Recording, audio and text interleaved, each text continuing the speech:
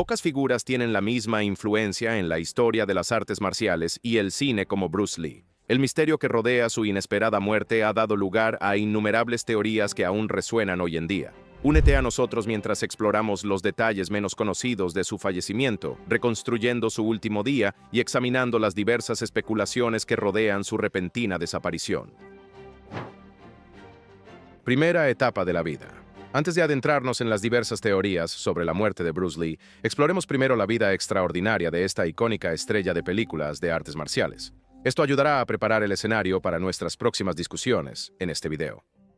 Bruce Lee nació el 27 de noviembre de 1940 en San Francisco. Sin embargo, la familia de Lee regresó a Hong Kong cuando él tenía solo 4 meses de edad. Allí pasaría la mayor parte de su infancia. La exposición temprana al mundo del entretenimiento fue inevitable gracias al doble papel de su padre como cantante de ópera y actor a tiempo parcial. Incluso durante su infancia, Lee hizo apariciones en películas, a menudo interpretando papeles de delincuente juvenil o niño de la calle. Como adolescente, Lee se involucró con pandillas locales y comenzó a aprender Kung Fu para defenderse. Estudió bajo la tutela del maestro Yip Man, uno de los maestros de Kung Fu más respetados en Hong Kong. Lee también tomó clases de baile, lo que ayudó a mejorar su juego de pies y equilibrio. Hasta sus últimos años de adolescencia, Lee se encontró cada vez más involucrado en peleas callejeras. Incluso en algún momento, golpeó al hijo de una notoria familia de tríadas. Curiosamente, este incidente más tarde se volverá relevante en una teoría vinculada a su muerte, como pronto descubrirías. En 1958, un enfrentamiento entre la escuela de Wing Chun de Lee y una escuela rival de artes marciales, Choi Lee Foot, provocó una confrontación en la azotea. Al responder a un golpe injusto de otro joven, la represalia de Bruce fue tan contundente que le sacó un diente al chico, lo que llevó a los padres a presentar una denuncia ante la policía. A medida que sus padres se sentían más incómodos con su participación en peleas callejeras y encuentros con la ley, decidieron enviarlo a los Estados Unidos poco después de cumplir 18 años. Allí, vivió con amigos de la familia en Seattle. Continuó su educación secundaria y obtuvo su diploma de la Escuela Técnica Edison en Capitol Hill. Durante su tiempo en Seattle, no solo comenzó a instruir en artes marciales, sino que también inauguró su primera escuela de artes marciales. En marzo de 1961, se convirtió en estudiante de la Universidad de Washington, donde estudió filosofía y teatro. Durante su tiempo en la universidad, conoció a Linda Emery, su futura esposa, quien también era estudiante con aspiraciones de convertirse en maestra. Debido a las restricciones prevalecientes sobre las relaciones interraciales en varios estados de Estados Unidos, eligieron casarse discretamente en agosto de 1964. De su unión nacieron 2 hijos, Brandon y Shannon Lee. Para 1964 se había trasladado a Oakland, California, para establecer una segunda escuela de artes marciales. Fue durante este periodo que creó su propia técnica conocida como Jeet Kune Do. Esta técnica era una mezcla de Kung Fu antiguo, esgrima, boxeo y filosofía.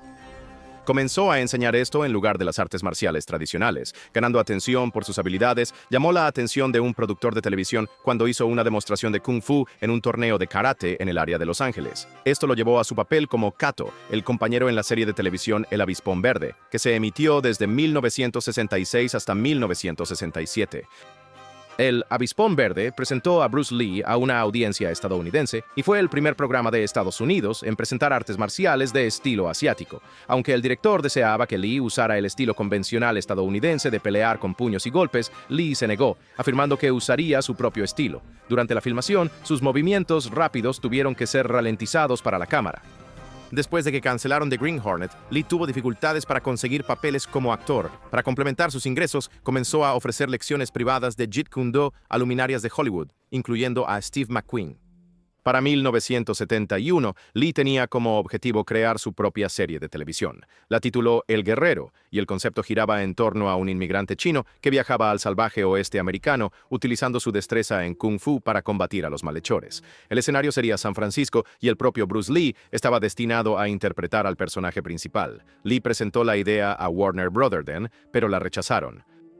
Curiosamente, el concepto de Lee fue posteriormente renovado y renombrado como Kung Fu, pero Warner Brothers no reconoció su contribución. El estudio afirmó que habían estado trabajando en una idea similar durante algún tiempo. Fuentes sugieren que el acento de Lee influyó en su exclusión del elenco. En una entrevista, Lee atribuyó la decisión a la incomodidad del estudio con la idea de tener a un asiático como protagonista. Expresó comprensión, mencionando que él también podría tener reservas sobre elegir a un protagonista blanco en un proyecto de Hong Kong. Ascenso a la fama. Frustrado por su lucha continua para conseguir papeles adecuados, tomó la decisión de regresar a Hong Kong en 1971. Sin saberlo en ese momento, el Avispón Verde había tenido éxito en Hong Kong, siendo conocido extraoficialmente como el Show de Kato. Para su sorpresa, se encontró siendo reconocido como la estrella del programa. Después de participar en negociaciones con Shaw Brothers Studio y Golden Harvest, Lee firmó un contrato cinematográfico con Golden Harvest, comprometiéndose a 2 proyectos cinematográficos. Así, el mismo año que regresó a Hong Kong, Lee asumió su primer papel protagónico en la película The Big Boss, que logró un éxito abrumador en taquilla en toda Asia, impulsándolo al estrellato. Después de esto, en 1972, protagonizó Fist of Fury, una película que rompió los récords de taquilla previamente establecidos por The Big Boss. Habiendo completado su contrato inicial de 2 años, Lee entabló negociaciones para un nuevo acuerdo con Golden Harvest. Posteriormente se asoció con Raymond Chow para establecer Concord Production Inc., con Lee dirigiendo las decisiones creativas y Chow supervisando los asuntos administrativos. Al embarcarse en su tercera película, El Camino del Dragón, Lee asumió el control total de su producción como escritor, director, estrella y coreógrafo de escenas de lucha. En El Camino del Dragón, Lee presentó a Chuck Norris a los espectadores como su oponente. Su memorable enfrentamiento es aclamado como una de las mejores escenas de lucha en la historia de las artes marciales y del cine. Las ganancias globales combinadas de Fist of Fury y The Way of the Dragon ascendieron a aproximadamente $100 millones y $130 millones respectivamente. Desde agosto hasta octubre de 1972, Lee comenzó a trabajar en la creación de su cuarta película bajo la marca Golden Harvest, Game of Death. Durante este periodo, inició el rodaje de varias escenas, destacando su memorable secuencia de combate con la estrella estadounidense de baloncesto de 2 metros con 18 centímetros Kareem Abdul-Jabbar. Sin embargo, para noviembre de 1972, la producción de Game of Death se detuvo abruptamente cuando Warner Brothers le hizo a Lee una oferta tentadora, la oportunidad de protagonizar Enter the Dragon. Esta película fue la primera en ser producida en colaboración entre Concord, Golden Harvest y Warner Brothers. El rodaje de esta nueva película comenzó en Hong Kong en febrero de 1973 y se completó con éxito en abril de 1973. Trágicamente, solo unos meses después de la finalización de Enter the Dragon y apenas 6 días antes de su esperado estreno en Hong Kong, la vida de Lee fue truncada. Días finales. El último día de su vida comenzó de manera positiva. En la mañana del 20 de julio de 1973 en Hong Kong, el actor de 32 años se reunió con el actor australiano George Lazenby, conocido por su papel como James Bond en la película de 1969, Al servicio secreto de Su Majestad. El propósito de Lee para esta reunión era discutir un posible papel para Lazenby en su próxima película, Juego de la Muerte. Después de su conversación con Lazenby, Lee se reunió con su socio comercial, Raymond Chow, en su residencia alrededor de las 2 de la tarde. El dúo participó en discusiones sobre la producción de Game of Death hasta las 4 de la tarde. Después se dirigieron a la casa de Betty Ting Pei, una actriz taiwanesa y colega de Lee. Allí revisaron cuidadosamente el guión de la película. Eventualmente, Chow se despidió para asistir a una cena programada. Más tarde ese día, Lee se quejó de un dolor de cabeza. Esto llevó a Betty a darle Equagesic, un medicamento que combinaba aspirina y meprobamato, un fármaco contra la ansiedad. Después de esto, Lee se acostó en la cama de Betty y desafortunadamente nunca se levantó de nuevo. 2 horas después de que Lee se acostara, Betty intentó despertarlo, pero esto resultó inútil. Luego contactó urgentemente a Chow, quien estaba en un restaurante en ese momento. Sin demora, él se apresuró a su apartamento e hizo sus propios intentos de despertar a Lee, todo en vano. Llenos de preocupación, llamaron a un médico que, durante los siguientes 10 minutos después de su llegada, realizó resucitación cardiopulmonar, pero todo fue en vano. En un intento por evitar cualquier posible escándalo, Chow decidió llamar a una ambulancia. Rápidamente, Lee fue trasladado al hospital Queen Elizabeth, que estaba a 25 minutos de distancia. Allí, los profesionales médicos continuaron sus esfuerzos para reanimarlo. Desafortunadamente, a pesar de sus mejores esfuerzos, los doctores registraron oficialmente la hora de muerte de Lee como las 11:30 de la noche, 30, envenenado por amante celosa, falleciendo a la edad de 32 años. A pesar de su apariencia exterior de vitalidad, la muerte de Bruce Lee fue un evento desconcertante que dejó a muchos fanáticos devotos luchando por aceptar las explicaciones oficiales. Los resultados de la autopsia no revelaron signos de lesiones externas. En cambio, la causa de su muerte se atribuyó a una acumulación de exceso de líquido que había llevado a un aumento del 13% en la hinchazón de su cerebro y había sido acompañado por una presión peligrosamente elevada. Además, se detectaron rastros de marihuana en su estómago.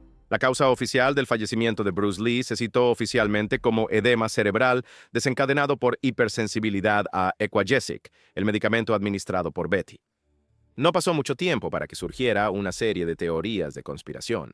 Chow, tal vez teniendo en mente la reputación de Lee, añadió sin querer a la confusión al afirmar que el ícono de las artes marciales se había desmayado en presencia de su esposa, Linda. Sin embargo, esta versión fue pronto desmentida por la prensa de Hong Kong, poniendo en duda la credibilidad de Chow. Esta discrepancia alimentó rumores de que Lee podría haber estado involucrado en un romance con Ting o en las especulaciones más sensacionalistas que su muerte estaba vinculada a una reunión desenfrenada y llena de drogas. Una vez que los susurros de una conexión entre Betty y Lee ganaron fuerza, los fanáticos apasionados rápidamente comenzaron a señalar a la actriz taiwanesa como la posible causa de su fallecimiento. Según esta narrativa, fue Betty quien había administrado la dosis fatal de Equagesic, lo que llevó a algunos a especular que ella debió haberlo envenenado intencionalmente. En medio de las crecientes conjeturas, surgieron sugerencias de que Lee y Betty podrían haber estado involucrados en una relación romántica, pero se decía que Lee supuestamente buscaba terminar la relación. En esta narrativa, el supuesto acto de Ting fue impulsado por un ataque de celos y un deseo de venganza. Estas nociones especulativas se desbordaron en el mundo real, desencadenando una cadena de eventos. En Kuala Lumpur, los estudiantes salieron a las calles sosteniendo pancartas que declaraban ominosamente: «Betty mató a Bruce». A medida que los rumores se propagaban por Hong Kong, surgieron afirmaciones de que se había puesto un precio a la cabeza de Ting. A principios de agosto se informó a la policía de una alarmante amenaza de bomba. Se descubrió un paquete sospechoso cubierto con escritura china en una plaza pública con el mensaje: «Betty Ting sabe la causa de la muerte de Bruce Lee». La bomba, tras la inspección, resultó ser una falsa alarma. Solo contenía basura. Sin embargo, las semanas siguientes vieron la colocación de 3 bombas falsas adicionales por toda la ciudad, cada una acompañada de mensajes como «Venganza por Bruce Lee», una inquisición. El gobierno colonial británico se encontró en un aprieto, ya que, mientras los escándalos de celebridades podían ser ignorados, las amenazas de bomba requerían atención. En un intento por restablecer un sentido de seguridad y tranquilidad, las autoridades tomaron una medida decisiva al iniciar una investigación exhaustiva sobre las circunstancias que rodearon la muerte de Bruce Lee.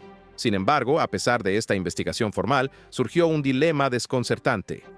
Los expertos convocados no pudieron llegar a un consenso unánime sobre la causa subyacente de la muerte de Lee. La autopsia había revelado la explicación médica, edema cerebral, pero dejó al forense sin saber qué había precipitado esta condición. Inicialmente, 2 de los médicos que atendieron a Lee señalaron la marihuana que había consumido esa fatídica tarde como el posible culpable. Sin embargo, esta hipótesis fue rápidamente desacreditada, ya que la evidencia científica contradecía la noción de que la marihuana pudiera inducir edema cerebral. Con la investigación estancada, se tomó la decisión de convocar al científico forense Donald Tyree desde Londres. Con una vasta experiencia supervisando más de 1000 autopsias, se confió a Tyree la tarea de investigar el caso de Lee. Su hipótesis respecto a la muerte de Lee se centró en la posibilidad de una reacción alérgica severa al ácido acetilsalicílico que condujo a un shock anafiláctico. Ante la falta de alternativas más plausibles, el gobierno aceptó a regañadientes esta conclusión. Sin embargo, una parte significativa de los fanáticos de Lee rechazó esta explicación. Parecía inverosímil, ya que Lee había consumido aspirina de manera rutinaria durante su vida adulta sin tener efectos adversos. Además, la teoría de la anafilaxia, una reacción alérgica extrema, no logró ganar aceptación por varias razones convincentes. Típicamente, la anafilaxia va acompañada de una serie de síntomas como inflamación de la tráquea, el cuello, la lengua y los labios, junto con urticaria y piel roja y con picazón alrededor de la boca. En casos graves, la hinchazón de la garganta lleva a la obstrucción de las vías respiratorias, resultando en asfixia y, en última instancia, edema cerebral. Sin embargo, la autopsia realizada a Lee no logró descubrir indicios de estos síntomas anafilácticos. Esto en sí mismo puso en duda la posibilidad de que una alergia a la aspirina fuera la causa de la muerte de Lee. Golpe de calor. En una biografía de 2018, el autor estadounidense Matthew Polly propuso una teoría alternativa. Sugirió que el edema cerebral responsable de la muerte de Lee podría haber sido provocado por una combinación de sobreesfuerzo y golpe de calor. Este enfoque arroja luz sobre por qué el golpe de calor no fue considerado como un factor en ese entonces. Durante esa época, la comprensión de la condición era limitada. Los expertos se habían fijado en los eventos del 20 de julio de 1973 sin dar la debida consideración a pruebas anteriores. Curiosamente, unos meses antes de su fallecimiento, Lee se había sometido a una cirugía para eliminar las glándulas sudoríparas de sus axilas. Según Polly, este procedimiento, impulsado por la preocupación estética de Lee por su apariencia en pantalla, podría haber obstaculizado la capacidad de su cuerpo para disipar el calor. Añadiendo peso a esta hipótesis, unas 10 semanas antes de su muerte, el 10 de mayo de 1973, Lee entró en una pequeña sala de doblaje para la grabación de diálogos de Enter the Dragon. Para preservar la calidad de la banda sonora, se apagó el aire acondicionado. Esto hizo que la sala se volviera cada vez más caliente. Después de aproximadamente media hora en tales condiciones, Lee se desmayó y experimentó convulsiones. Afortunadamente, la pronta atención médica lo salvó de consecuencias graves. Fue diagnosticado con edema cerebral y esto se trató justo a tiempo. Se cree que su colapso ese mismo día se debió probablemente a un golpe de calor. Reforzando esta teoría, los registros del Observatorio de Hong Kong revelaron que el día en que Lee murió, el 20 de julio de 1973, fue el día más caluroso del mes en la ciudad tropical. La perspectiva de Polly sugiere además que los esfuerzos de Lee en el calor sofocante de ese mismo día podrían haber inducido un golpe de calor, exacerbando el edema cerebral que finalmente resultó fatal. Tríadas y maestros de Kung Fu. Otra perspectiva sugirió la idea de que si Betty, la actriz taiwanesa, no estaba actuando por su cuenta, podría haber sido una supuesta asesina a sueldo para varios sindicatos de tríadas. A pesar de la falta de pruebas concretas, esta noción ganó fuerza. Los encuentros pasados de Lee con las tríadas, incluyendo su enfrentamiento con el hijo de un líder de una banda local durante sus peleas callejeras juveniles, dieron credibilidad a esta noción. Incluso se creía que la negativa de Lee a pagar dinero de protección a las tríadas de Hong Kong en sus rodajes podría haber llevado a su muerte. Según esta narrativa, incurrió en la ira de estas organizaciones criminales, que podrían haber orquestado su asesinato. Alternativamente, una línea diferente de especulación implicaba a las bandas chinas del continente, sugiriendo que tenían motivaciones para eliminar a Lee. Esta teoría proponía que la creciente popularidad de las películas cantonesas de Lee representaba una amenaza para el dominio del cine en mandarín. Temiendo el impacto en sus inversiones, estos grupos podrían haber visto eliminar a Lee como un medio para salvaguardar sus intereses financieros. Otra teoría intrigante presenta la noción de que los maestros de Kung Fu chinos podrían haber sido responsables de la muerte de Lee debido a su participación en la enseñanza de artes marciales a estudiantes extranjeros. A pesar de las advertencias de otros maestros, Lee se mantuvo firme en entrenar a estudiantes estadounidenses. Esta persistencia supuestamente llevó a un ataque utilizando una técnica de Dim Mak, famosa por ser llamada el toque de la muerte. Esta técnica fatal implica golpear los puntos de presión del oponente, lo que eventualmente causa su muerte. Aunque esto permanece firmemente dentro del ámbito de las teorías de conspiración, la práctica de Lee de entrenar a estudiantes extranjeros en artes marciales frecuentemente provocaba discusiones en Hong Kong. Notablemente, el ícono estadounidense Chuck Norris tuvo que intervenir en un momento para sofocar un rumor que sugería que Lee le había estado enseñando Kung Fu. Esto subrayó el grado en que tales rumores habían permeado el discurso popular. Ahora, para reforzar la noción de que los maestros de Kung Fu apuntaban a Lee, ocurrió un incidente significativo en 1964 dentro del Chinatown de Oakland. Lee se involucró en un combate privado polémico con Wong Jack Man, un discípulo directo de Mok Jin-feong, reconocido por su experiencia en Xingyi Quan, Shaolin del Norte y Tai Chi. Según el relato de Lee, la comunidad china le dio un ultimátum para que dejara de enseñar a personas no chinas. Su negativa provocó un desafío de Wong para un encuentro de combate. La estipulación era clara. Si Lee perdía, tendría que cerrar su escuela. si salía victorioso, podría seguir enseñando a personas no chinas. Wong, por otro lado, contradijo esta narrativa. Afirmó que su decisión de desafiar a Lee surgió de las afirmaciones jactanciosas de Lee durante una de sus presentaciones en un teatro de Chinatown, donde aseguró que podía derrotar a cualquiera en San Francisco. Wong enfatizó que su desafío no estaba basado en la discriminación contra no chinos, incluidos los blancos. Ahora, respecto a ese combate privado entre Lee y Wong, hay diferentes versiones de los eventos. Según Wong, la confrontación se prolongó de manera inusualmente larga, de 20 a 25 minutos. El relato de Wong describe un escenario donde inicialmente anticipó una competencia seria pero respetuosa, solo para encontrarse con el ataque agresivo de Lee, aparentemente impulsado por una intención de matar. Wong relató que extendió un apretón de manos tradicional, que Lee aparentemente correspondió. Sin embargo, Lee supuestamente empleó un movimiento similar a una lanza con su mano, dirigido hacia los ojos de Wong. Frente a esta amenaza a su seguridad, Wong afirmó que se abstuvo de dar golpes potencialmente letales, temiendo consecuencias legales.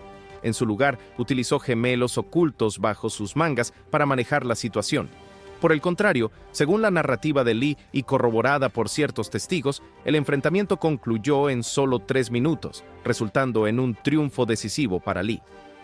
Añadiendo otra capa al discurso, el libro de 1980 de Michael Dorgan, La pelea más dura de Bruce Lee, introdujo otra perspectiva. Dorgan sugirió que el combate concluyó debido al agotamiento de Lee, en lugar de un golpe definitivo de cualquiera de los combatientes. Stan C., ahora es el momento de la elección del suscriptor de hoy. Mira esta imagen. A la derecha, Bruce Lee asume una postura de combate formidable, exudando fuerza y confianza. Sin embargo, la imagen de la izquierda pinta una escena contrastante, mostrando a Bruce Lee acostado pacíficamente en un ataúd. Estas imágenes impactantes nos invitan a reflexionar sobre los contrastes en la vida de Bruce Lee y su eventual fallecimiento. Entonces, ¿cuáles son tus pensamientos sobre los posibles factores que contribuyeron a la prematura muerte de Bruce Lee? Déjanos saber lo que piensas en la sección de comentarios. Socio de negocios celoso. Alejándonos de esto, otra figura que ha despertado sospechas no es otra que Raymond Chow. Como se mencionó anteriormente, Chow y Lei mantenían una asociación profesional, siendo cofundadores de Concord Production Inc. Esta es la compañía cinematográfica que desempeñó un papel fundamental en dar vida a algunas de las obras cinematográficas más celebradas de Lee, incluyendo El Camino del Dragón, Operación Dragón y Juego con la Muerte. Sin embargo, bajo la apariencia de su colaboración profesional, han persistido rumores sobre tensiones en su relación personal.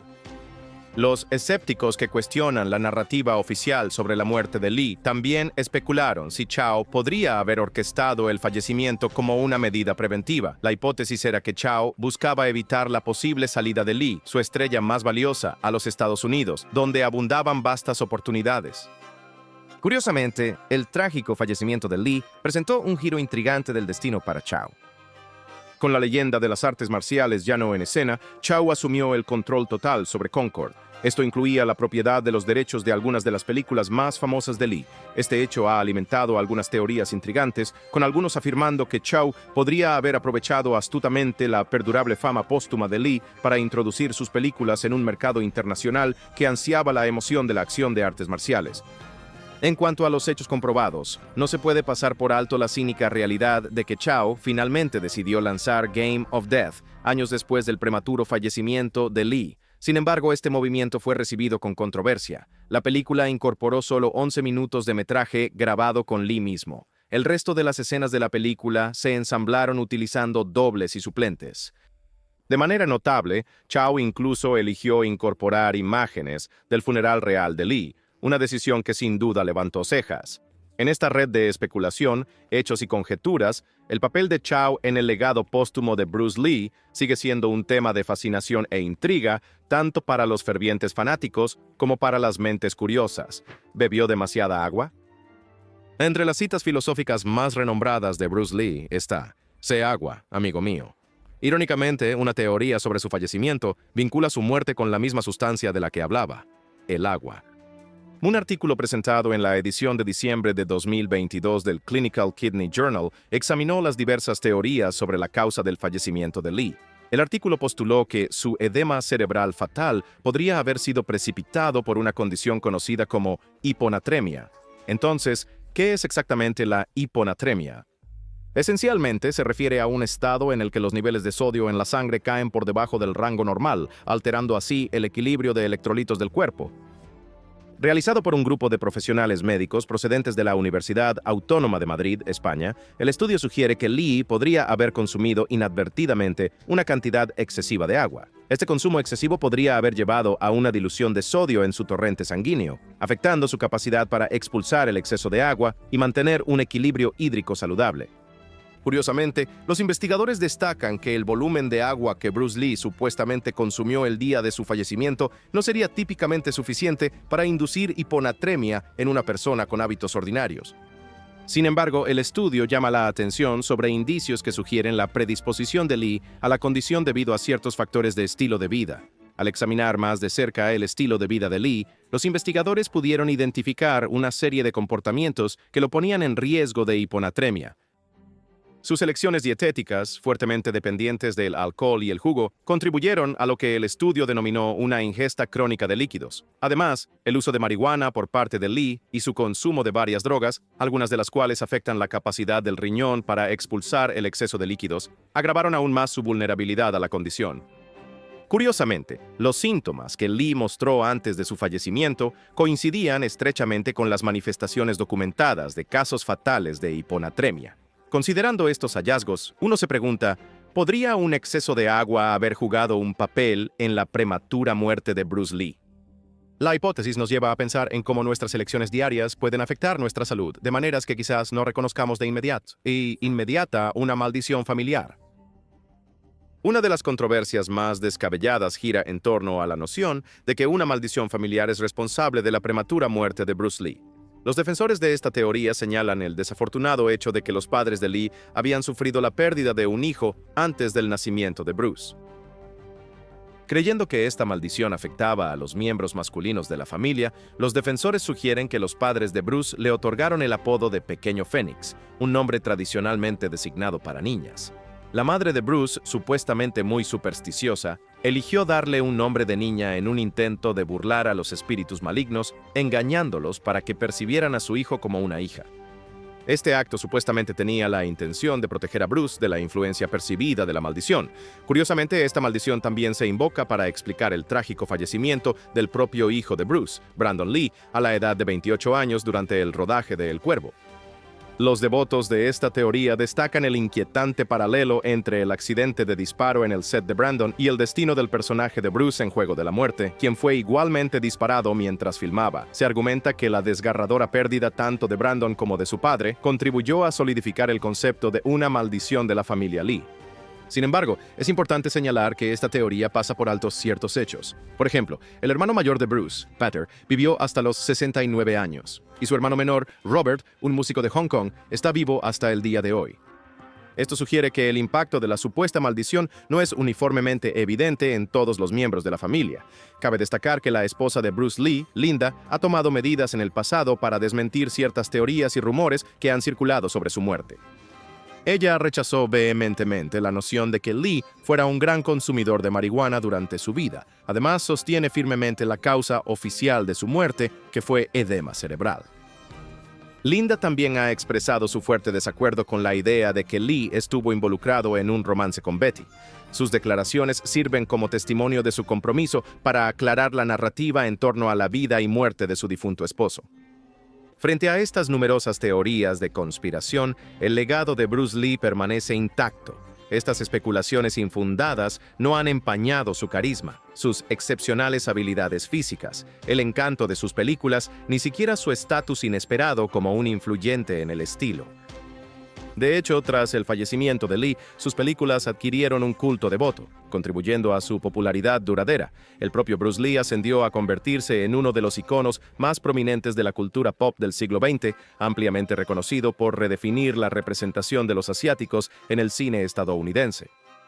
Su impacto va más allá de la pantalla grande, abarcando una profunda influencia en las percepciones culturales. La perspectiva de Linda encapsula este sentimiento. Incluso después de todos estos años, ella señaló que la gente todavía reflexiona sobre las circunstancias del fallecimiento de Bruce. Sin embargo, expresó una preferencia por centrarse en cómo vivió. Esta perspectiva captura la esencia de un hombre cuya vida y contribuciones continúan inspirando y cautivando, independientemente de las innumerables controversias que han surgido a raíz de su legado. Gracias por vernos y nos vemos en el próximo.